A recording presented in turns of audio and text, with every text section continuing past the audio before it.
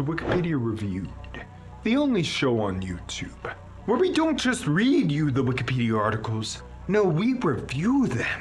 And as always, every article here is judged on our very scientific system, where they're scored based upon factualityness, comprehensiveness, and, most importantly, vibes. So with that out of the way, let's get into Cadaver Synod. Dead something. It's all Greek to me. Right away, we're getting into some art. And you know, we love it here when we get to see art right away. Look at these expressions. Look at a dead pope. Why does this look like it's simultaneously ancient Egypt and ancient Rome? Fantastic piece right here. Fantastic, just like he's saying. I seriously do love, though, the use of blacks in this. I feel like the amount of depth it makes is insane. And I like that we have a location with a map and a date, January 1897. Venue, Basilica of St. John. Location, Rome. Papal States. Type, Posanthemus Ecclesiastical Trial. Very common, you hear about those all the time. Cause, alleged perjury and illegal ascension of Pope Formosus. We'll see about that. And we're getting a spoiler. The outcome was that the Pope's papacy was declared null. What does that mean, though? Does that just mean you get rid of all of the previous decisions of a Pope? How many other times has this been done? How much of an effect did this actually have? These are the kind of questions I'm hoping this article actually answers for us here today. Let's actually get into this. The Cadaver Synod is the name commonly given to the ecclesiastical trial of Pope Formosus, who had been dead about 9 months in the Basilica of St. John in Rome during January 897. A big question has been raised already. He's been dead for 9 months, and that art showed a skeleton there. Did they dig him up, or was he just sitting around? He was the Pope before they said he actually wasn't, so I'm assuming he got a decent burial, because the popes, they were like super corrupt during this time or like later. I played Assassin's Creed. You kill a pope, maybe he went on trial too. He had the apple. The trial was conducted by Pope Stephen VI, the successor to Formosus' successor, Pope Boniface VI. Stephen had Formosus' corpse exhumed and brought to the papal court for judgment. Why do you need him there? Actually though, did anyone question him on that? I really hope someone did. You can have a trial without needing the corpse. What is the corpse going to accomplish here? What new information can a corpse present? Why is it there? He accused Formosus of perjury, of having ascended to the papacy illegally, and illegally presiding over more than one diocese at the same time. At the end of the trial, Formosus was pronounced guilty and his papacy retroactively annulled. The Cadaver Synod and related events took place during a period of political instability in Italy. This period, which lasted from the middle of the 9th century to the middle of the 10th century, was marked with the rapid succession of pontiffs. Between 872 and 965, 24 popes were appointed, and between 896 and 904, there was on average a new pope every year. Damn, that must have been some good money for them. I feel like that's a good money driver for, you know, the popes and stuff though, because like it's a new pope, you gotta pay respects or something, I'm sure. I have no idea if I'm off base here, but I know you used to have to pay to like get out of purgatory or whatever, so maybe. Often these papal reigns were the result of political machinations of local Roman factions, about which few sources survive. That sounds really interesting. I want to know more about these local Romans and what they're all beefing over. Like, what are the specifics here?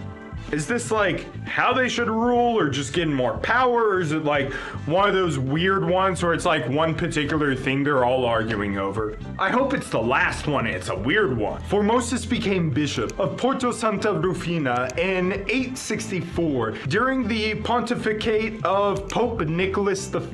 In 866, he was sent as a legate to Bulgaria and was so successful in this position that the Bulgarian ruler Boris I asked the Pope to appoint him as the Archbishop of Bulgaria. Now, if I'm remembering right, Boris I, super cool, super interesting dude. I don't necessarily know what a legate is. I'm assuming it's just some kind of diplomatic position with the Pope and all that, but I'm not really sure right now. This man sounds like he's killing it so far. I mean, he's not even from Bulgaria, and they're like, hey man, this dude, head religious guy of Bulgaria, so that's pretty lit for him. Wait, no, the Pope refused to give permission because the 15th canon of the Second Council of Nicaea forbid a bishop from administering more than one see, a law that was supposed to prevent bishops from building up their own little fiefdoms. That kind of sucks. This isn't that case though. How's it the same?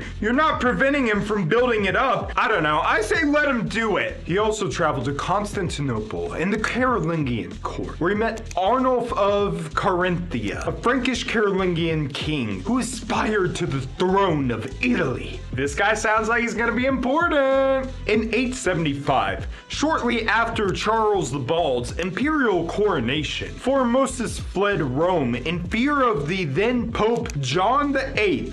A few months later, in 876, at a synod in Santa Maria Rotunda, John VIII issued a series of accusations against Formosus and some of his associates. Is this over Bulgaria, or is it about the king? I'm not sure. This is drama. Oh, he asserted that he had corrupted the minds of Bulgarians so that so long as Formosus was alive, they would not accept any other bishop. I mean, it just sounds like they like this guy quite a lot. I'm on the dead Pope's side. I mean, most of the popes are dead now, but he tried to say that he was trying to usurp the papacy from John and that he had deserted his see in Porto and was conspiring against the salvation of the state. Verification needed. And our beloved Charles the Bald, Formosus, and his associates, they were excommunicated. They got kicked out. I am confused. Am I not seeing some kind of obvious threads here? Because I feel like I'm missing obvious connections. Someone is clearly yelling at me saying, how stupid are you? In 879, at another council held at Torres, John may have confirmed the excommunications. He also legislated more generally against those who plunder ecclesiastical goods. Citation needed. According to 10th century author Auxilius of Naples, Formosus was present at this council. According to Auxilius, Formosus begged the bishops for their forgiveness, and in return, removal of the excommunication, swore an oath to remain a layman for the rest of his life. He promised to never again enter Rome and make no attempts to resume his former see at Porto. No, the story is dubious. Another description of the synod does not mention Formosus' presence and says instead, John confirmed his excommunication. I don't know what our sources are like here. I would like some context on it. Hopefully we're gonna get into it. After the deaths of John VIII in December 882, Formosus' troubles ended until he died again. So he resumed his position in Porto, where he remained until elected Pope on the 6th of October, 1891. So literally within 9 years, he went from getting kicked out to being the Pope. Well, I guess actually it was a little earlier, my bad. According to 10th century historian Luprand of Sermona, Stephen VI asked Formosus' corpse why he usurped the universal Roman see in such a spirit of ambition. After the death of John VIII, echoing John VIII's own assertions that Formosus had tried to seize the papal throne. Being several months dead, could not answer. 2 further accusations were made against Formosus at the Cadaver Synod, that he had committed perjury and that he had attempted to exercise the office of bishop as a layman. I wonder what his defense to those was. These are related to the oath Formosus is said to have sworn before the council at Torres in 878. So now we're going from the context to the immediate context. The Cadaver Synod is generally presumed to have been politically motivated.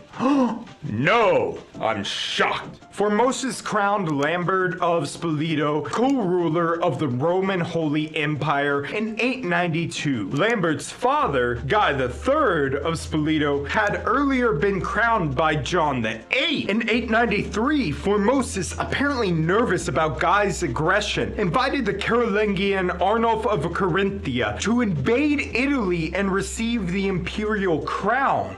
Arnulf's invasion failed, and Guy III died shortly afterwards. So nothing went the way he thought. Interesting. So then, Formosus, he said, hey, want to try again? And the guy tried to cross the Alps and entered Rome, where he was crowned the Holy Roman Emperor.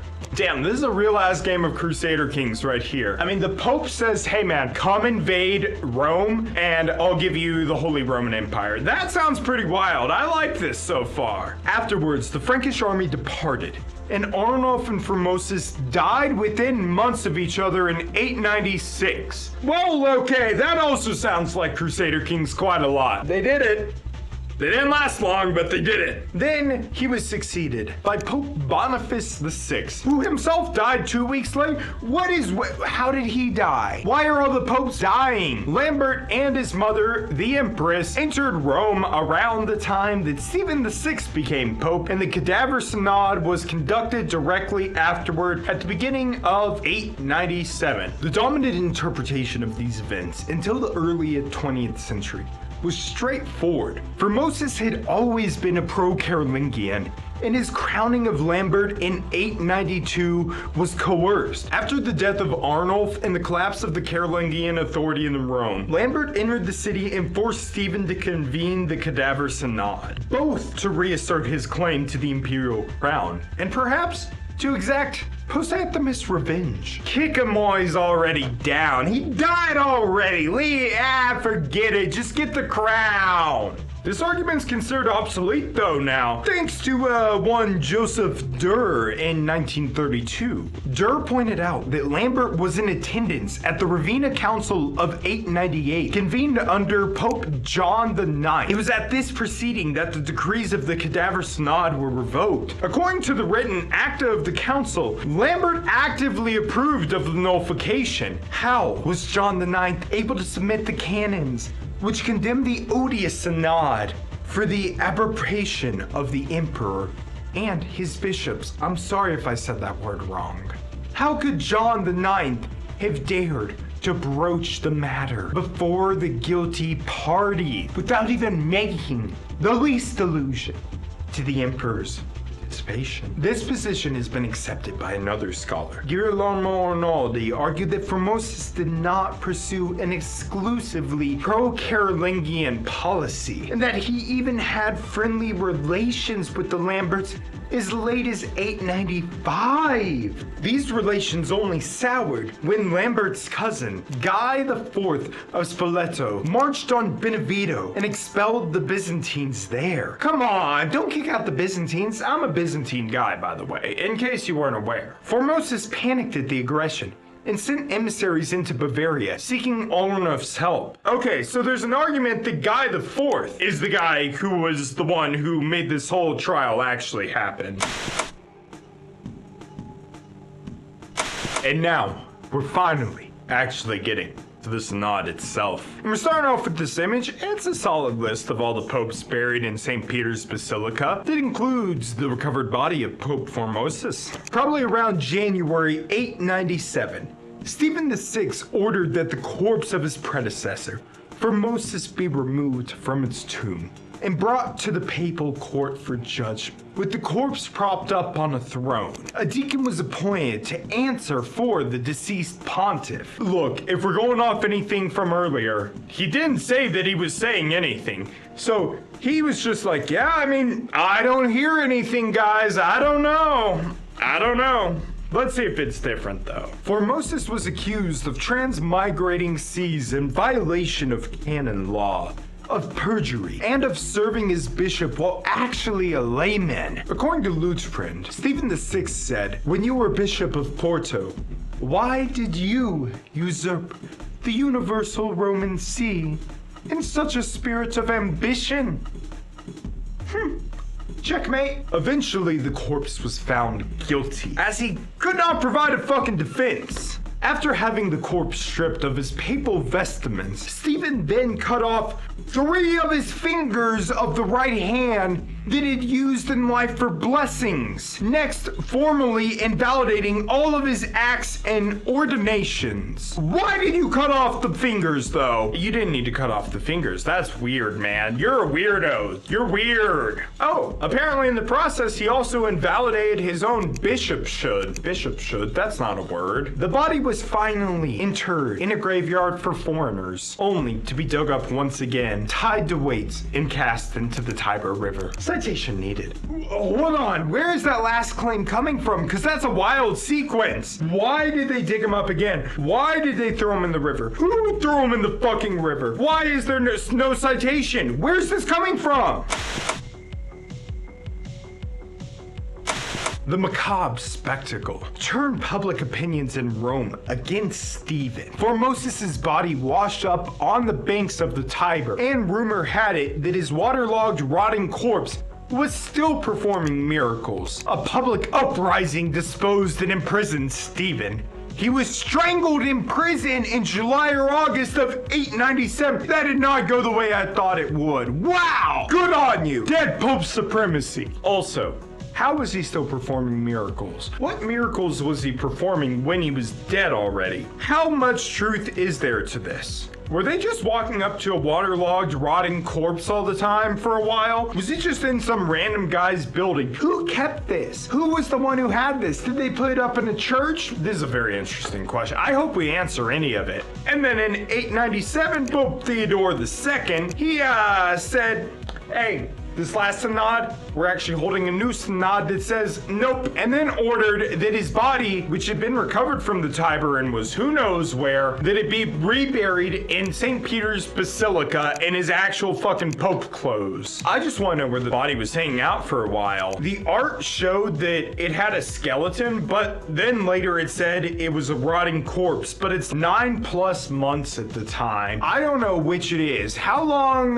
does it take a body to become just the skeleton? And then in 898, another pope, John IX, nullified it, convening one synod over Rome and another. The two synods, which affirmed the findings of Theodore II synod, ordered the Acta of the Cadaver Synod destroyed and excommunicated 7 cardinals involved. That sounds pretty smart. If you're a cardinal involved in this, you should probably be kicked out of the church. You can't try a dead person. They're dead. How are they going to answer? That's the most basic part. What are their excuses?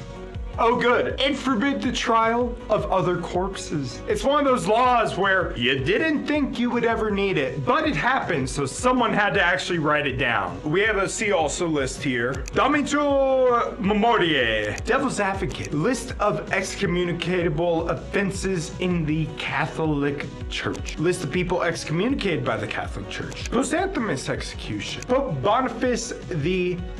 The Ring and the Book. I would like a little more context on these. I don't know how they relate or what they are, but kind of tempted to click The Ring and the Book and the Damito Memoriae. Let's see what that is. Ooh, it's a Latin phrase that means condemnation of memory or damnation of memory, indicating that a person is to be excluded from official accounts. Okay, that's pretty cool. That's like with some of those Roman emperors where they destroyed all the records of them. I think Caligula was one of them, probably Nero and like Elagabalus and like some others like that. Those are my favorites. Fuck Augustus. Give me that Nero shit. We have a pretty solid list of the see also links and the further readings and the notes and the citations. And I feel like it's okay so far.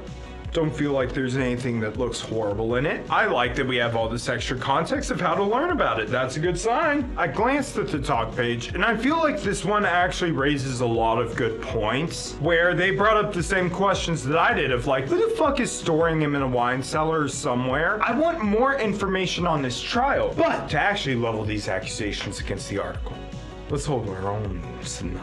Let's hold a review.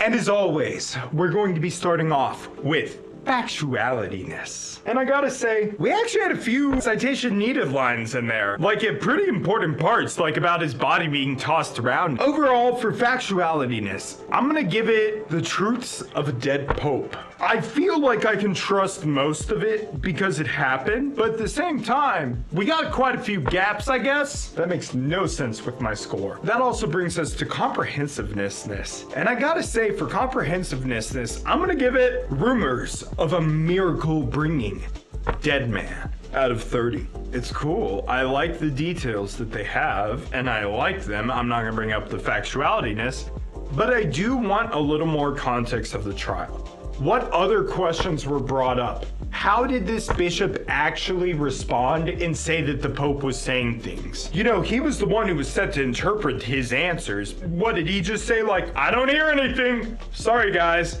Sorry. I think that does it for comprehensiveness, honestly. Which, of course, brings us to our final one. And that's vibes.